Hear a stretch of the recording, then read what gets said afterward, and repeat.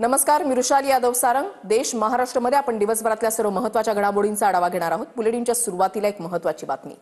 जरांगेंच्या खांद्यावर बंदूक ठेवून राजकारण करण्याचा काही राजकीय पक्षांचा प्रयत्न आहे असा आरोप मुख्यमंत्री फडणवीसांनी केलाय। तर फडणवीसांच्या विरोधात मराठ्यांच्या नाराजीची लाट आली तर त्यांचं राजकीय करिअर बर्बाद होईल असं जरांगेंनी म्हटलंय। दुसरीकडे आझाद मैदानामधल्या एका दिवसाच्या परवानगीवरून जरांगे आणि सत्ताधाऱ्यांमध्ये चांगलीच जुंपलेली आहे। जरांगेंना आझाद मैदानातल्या आंदोलनासाठी फक्त एका दिवसाची परवानगी देण्यात आली। त्यामुळे जरांगे पाटील सरकारवरच संतापले आहेत। समाजाला एक दिवसाची परवानगी दिली जाणून बुजून, काहीच होऊ नये म्हणून। पुन्हा तीच लाट नाराजीची उसळली की जाणून बुजून एक दिवसाची दिली। सन्माननीय मुख्यमंत्री फडणवीस साहेब, तुम्हाला आदरपूर्वक सांगतो, तुम्ही आम्हाला आड घालू नये ना 5000 लोकांची ही विनंती आहे। लोकशाहीमध्ये सगळ्यांना आपली मतं ठेवण्याचा अधिकार आहे। लोकशाहीमध्ये आंदोलन करण्याचा अधिकार आहे। लोकतांत्रिक पद्धतीने जेवढी आंदोलनं होतील त्याला आमची ना नाही, त्याला आम्ही सामोरं जाऊ, आवश्यक तेवढी चर्चा करू। लोकशाहीच्या चौकटीत त्याच्यावर काय जे काही उपाय करता येतील ते उपाय आम्ही करू। एवढीच माझी अपेक्षा आहे की कुठलेही आंदोलन हे लोकशाहीच्या चौकटीबाहेर जाऊ नये। इथे तर माननीय उच्च न्यायालयाने चौकट आखून दिली आहे, त्यामुळे आता याची चौकट ही आमच्याही हातात नाही, ती उच्च न्यायालयाच्या हातात आहे। उच्च न्यायालयाने त्या संदर्भात काही नियम निकष तयार केले, त्या नियम निकषानुसार जर त्या ठिकाणी आंदोलन झालं तर आम्हाला काही अडचण। फडणवीस साहेबांनी संदेश घ्यायला पाहिजे, त्यातून शिकायला पाहिजे की मराठ्यांच्या गोरगरिबांची नाराजी अंगावर घेतल्यावर पुढच्या काळात पण काय होईल। तुमच्यातला गैरसमज फडणवीस साहेब पुन्हा काढून टाका।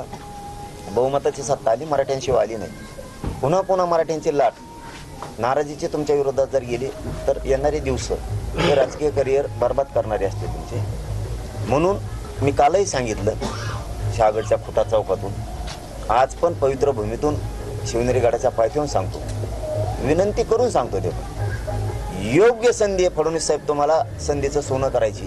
यापूर्वी काय झालं हे तुम्ही सगळ्यांनी बघितलेलं आहे। आजही आंदोलनाकरता रिसोर्सेस उभे करणारे कोण आहेत वगैरे हे सगळं आपल्याला पाहायला मिळत आहे।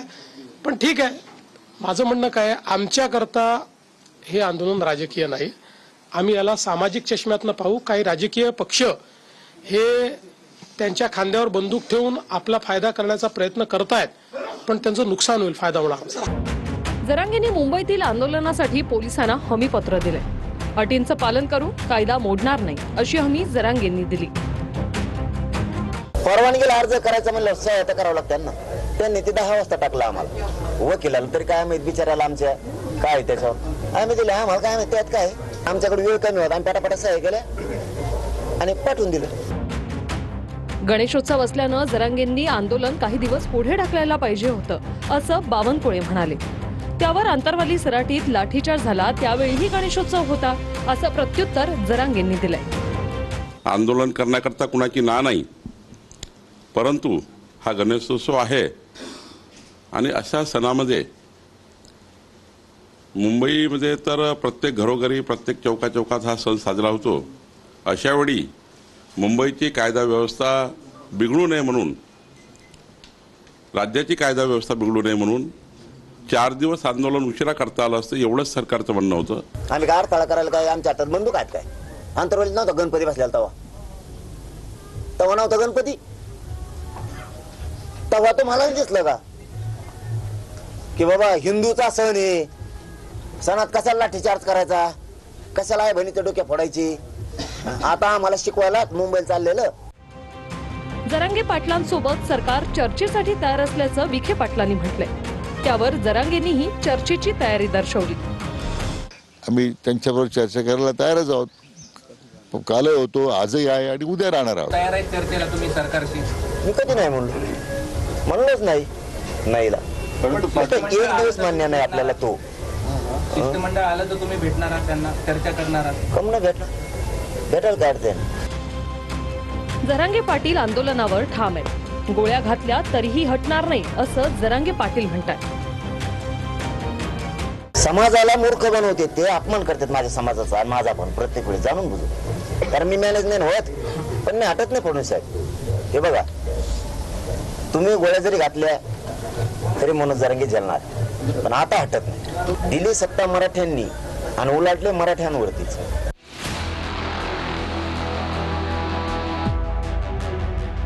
जरांगे पाटील आज रात्री आझाद मैदानावर पोहोचणार आहेत.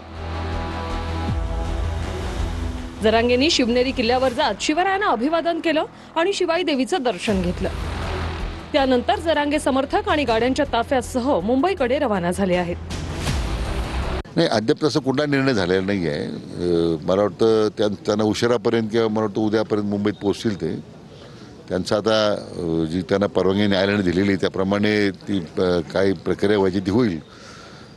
आता त्यांची सरकारबरोबर चर्चा करण्याची तयारी असेल ते म्हणतात. मी जे आता आपल्या माध्यमातून पाहिलं आहे, आम्ही आमची तीच भूमिका आहे. आम्ही सुद्धा काही प्रतिष्ठेचा प्रश्न केलेलाच नाही. आम्ही सुद्धा चर्चा करायला तयार आहोत. पण आता म्हणजे उद्या मुंबईत आल्यानंतर मग काय धोरण काय ठरतंय त्याप्रमाणे निर्णय करू. 4 सत्ताधारी आमदारांनी जरांगेंच्या आंदोलनाला पाठिंबा दिलाय. प्रकाश सोळंके, विलास भुमरे, विजयसिंह पंडितांनी जरांगेंच्या आंदोलनाला पाठिंबा दिला आणि विरोधी पक्षाच्या 3 खासदारांचा आणि 2 आमदारांचा सुद्धा जरांगेंना पाठिंबा आहे.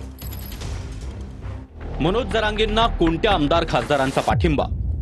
आमदार प्रकाश सोळंके, राष्ट्रवादी काँग्रेस, अजित पवार गट आंदोलनात प्रत्यक्ष सहभागी होणार.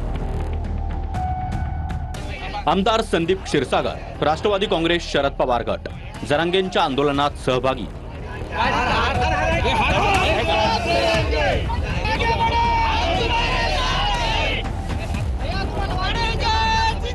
खासदार बजरंग सोनवणे, राष्ट्रवादी काँग्रेस, शरद पवार गट जरांगेंच्या आंदोलनात सहभागी.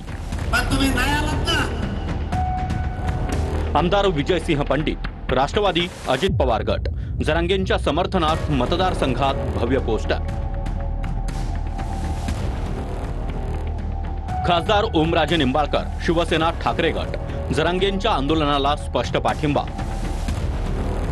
खासदार संजय जाधव, शिवसेना, ठाकरे गट जरांगेंच्या आंदोलनात सहभागी होणार.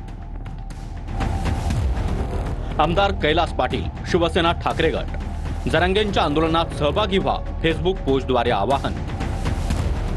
आमदार विलास भुमरे, शिवसेना, शिंदे गट जरांगेंच्या आंदोलनाला पाठिंबा.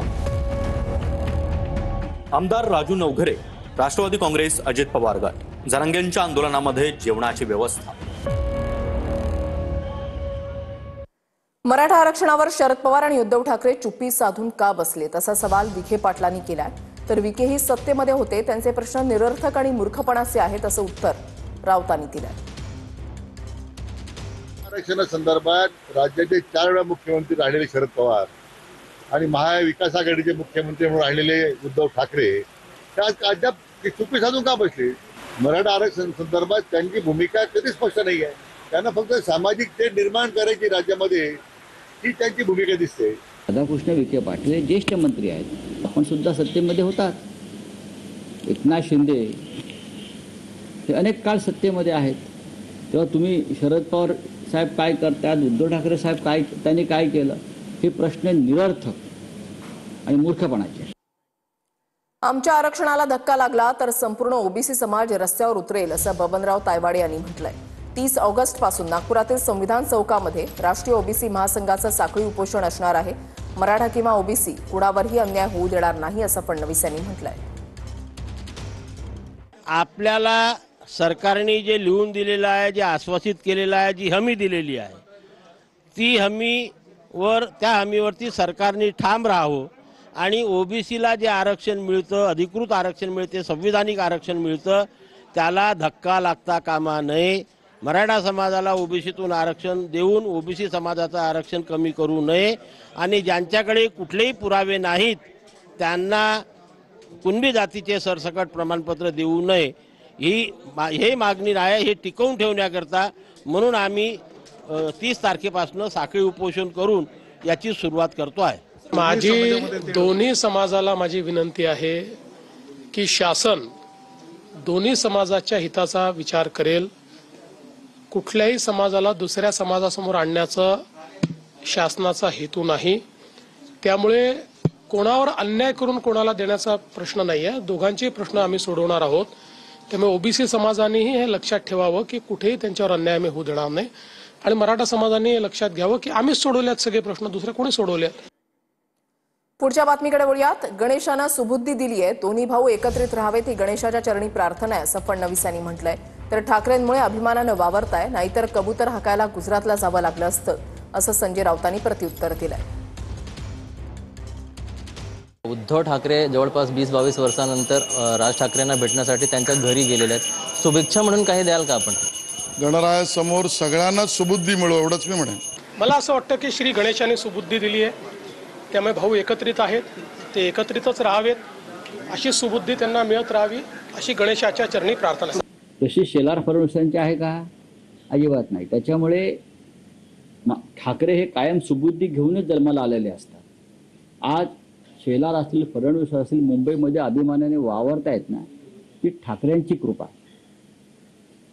हे वरून त्यांनी मान्य केलं पाहिजे, नाहीतर त्यांना कबूतर हाकायला गुजरातमध्ये जावं लागलं असतं. आज उपमुख्यमंत्री शिंदेंनी राज ठाकरेंच्या घरी बाप्पाचं दर्शन घेतलं. राज ठाकरेंच्या घरी बाप्पाच्या दर्शनाला आम्ही दरवर्षी येतो, काही लोक पहिल्यांदा दिसले असा टोला शिंदेंनी उद्धव ठाकरेंना लगावलाय.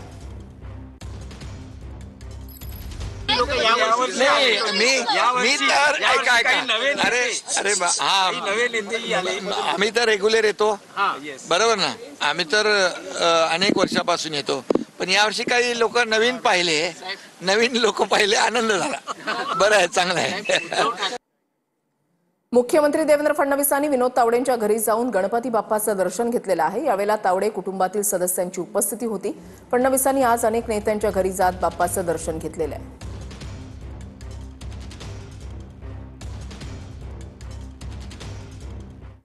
अजित पवारांनी माळेगाव कारखान्याचा जुना किस्सा हा सांगितलेला आहे. 7 लाख दिल्यानं 244 कोटींचा टॅक्स वाचला असं अजितदादांनी म्हटलंय. तर अर्थमंत्री असताना अजितदादांना लाच द्यावी लागली का असं संजय राऊतांनी म्हटलंय.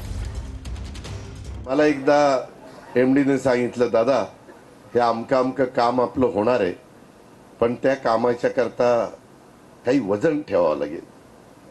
म्हणलं किती वजन ठेवायचं? म्हणले त्यांनी एवढे मागितले, लाख, बरोबर ना, एवढे. हा, आणि ते झालं तर आपल्याला किती कोटी मिळणार होते? 3 कोटीवर 3 कोटी असं काहीतरी लाख. ते आपले ते ह्याची डोक्यावर टांगती तलवार होती इन्कम टॅक्सची. आणि त्याच्यात तुम्हाला गंमत वाटेल, इन्कम टॅक्सच्या मध्ये जवळपास आपल्याला 244 कोटी रुपयाचा रिलीफ मिळाला. किती? 244. आणि त्याच्यामध्ये आपण भरलेले पैसे 3 कोटी आणि त्याचं व्याज हेही आता आपल्याला परत मिळणार आहे. कोणत्या काळातली गोष्ट सांगतायत हे महत्त्वाचं आहे ना. स्वतः ते जवळजवळ 6 वेळा उपमुख्यमंत्री झाले, तितकाच काळ ते अर्थमंत्री आहेत. अर्थमंत्र्याला लाच द्यावी लागली का निधी मिळवण्यासाठी 6 लाख रुपये? आता त्यांनी खुलासा केला तर बरं होईल.